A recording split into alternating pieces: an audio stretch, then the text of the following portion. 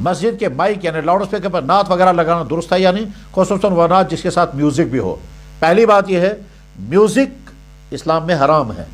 یہ چاہے نعت کے ساتھ ہے تو بھی حرام ہے، حمد کے ساتھ ہے تو بھی حرام ہے، منقبت کے ساتھ ہے تب بھی حرام ہے، اور گانوں کے ساتھ تو حرام ہے ہی، لہذا میوزک کا تو سوال ہی نہیں۔ اس کے بعد اگلا سوال یہ ہے کہ مائک پر نعتیں پڑھنا اور مائک پر بیانات کرنا یہ درست ہے یا نہیں؟ تو جواب اچھی طرح سے سمجھا جائے کہ مسجد کے مائک کا استعمال کرنا صرف اذان کے لیے تو درست ہے محلے کے لیے، اور مسجد کے اندر کے لیے تو صرف وہ مائک استعمال کیا جائے گا جو اس میں اندر استعمال ہوتا ہو، یعنی مسجد کے باہر کا مائک صرف اذان کے لیے استعمال کیا جانا چاہیے، واعظ کے لیے، تلاوت کے لیے، نمازوں کے لیے، اوراد شریف کے لیے، دعائے صبح کے لیے، نعت خوانی کے لیے اور شبوں میں بیانات کے لیے یہ درست طریقہ نہیں ہے۔ اس کی وجہ سے دوسروں کو تکلیف ہوتی ہے، جو لوگ گھروں میں ہوتے ہیں اور وہ مسجدوں کے قریب رہتے ہیں وہ اس قدر تنگ دل رہتے ہیں مسجدوں کے مائک کے شور کی وجہ سے، اور ادھر بیچارے کہہ بھی نہیں پاتے ہیں، اور بعض لوگ بہت بد کلامیاں بھی کرتے ہیں اور وہ کوستے رہتے ہیں مسجد والوں کو، لیکن مسجد والے ٹس سے مس نہیں ہوتے ہیں۔ مائک کے استعمال کے لیے شرعی ضابطہ کیا ہے؟ جواب اچھی طرح سے تمام مسجد کے منتظمین سمجھیں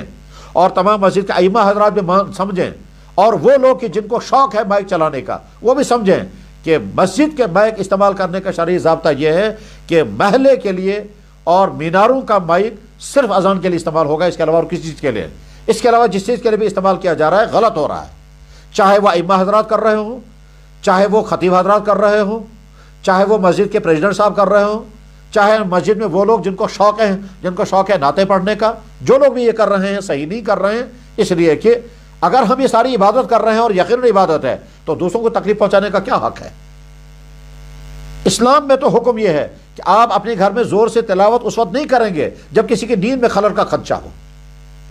اللہ کے نبی علیہ الصلوۃ والسلام تو رات کو نماز کے لیے جب اٹھ جاتے تھے تو اتنی آہستگی سے اٹھتے تھے، حضرت عائشہ صدیقہ رضی اللہ عنہ فرماتی ہیں اتنا آہستگی سے حضور اٹھتے تھے تاکہ میری نیند میں خلل نہ ہو۔ ہم عبادت کرنے کا حق رکھتے ہیں لیکن دوسروں کو ڈسٹرب کرنے کا ہمیں حق نہیں ہے۔ ہمیں اگر تلاوت کرنی ہے، اوراد شریف پڑھنی ہے، درود شریف پڑھنا ہے، کلمات پڑھنے ہیں، استغفار پڑھنا ہے تو یہ ہمارا اور اللہ کا معاملہ ہے، ہمیں انسانوں کو کیوں سنانا ہے؟ ہم پھر پورے محلے کو کیوں جگہ کر کے رکھیں گے؟ لہذا اچھی طرح سے یہ بات سمجھ میں جانی چاہیے، یہ صرف یہاں کشمیر کے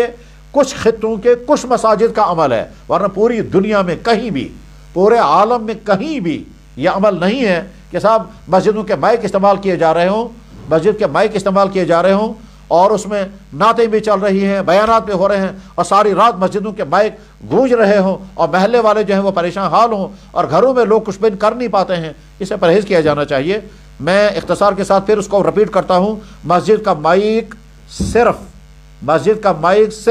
اذانوں کے لیے استعمال کیا جائے باہر کا، اور اندر مسجد کے اندر اچھے سے اچھا مائک استعمال کیا جانا چاہیے، پوری مسجد میں آواز تمام نمازوں کو پہنچ جانی چاہیے، اس میں قرات، اس میں واعظ اور اس میں دوسری تمام چیزیں ہو جانی چاہیے۔